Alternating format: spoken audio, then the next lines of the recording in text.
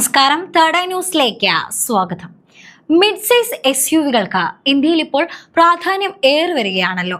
സുരക്ഷയുടെ പേരിൽ പൊതുവെ ചീത്തപ്പേര് കേൾക്കാറുള്ള മാരുതി അടുത്തിടെ പുറത്തിറക്കിയ മിഡ് സൈസ് SUV ആയ വിക്ടോറിസ് ഒരു മാസം തികയുന്നതിന് മുമ്പ് വിൽപ്പനയിൽ വൻ കുതിപ്പാണ് നടത്തിയിരിക്കുന്നത്.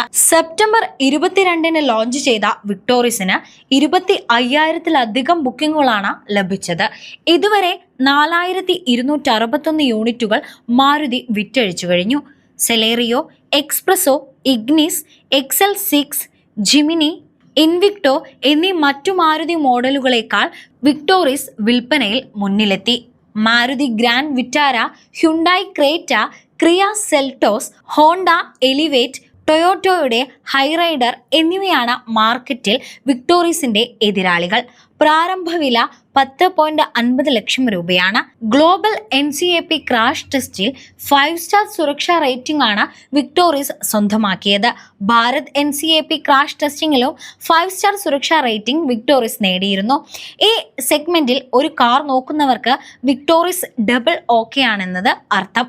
മുതിർന്നവരുടെ സുരക്ഷ നോക്കിയാൽ 34-ൽ 33.72 പോയിന്റും കുട്ടികളുടെ സുരക്ഷയിൽ 49-ൽ 41 വിക്ടോറിസ് നേടിക്കഴിഞ്ഞു.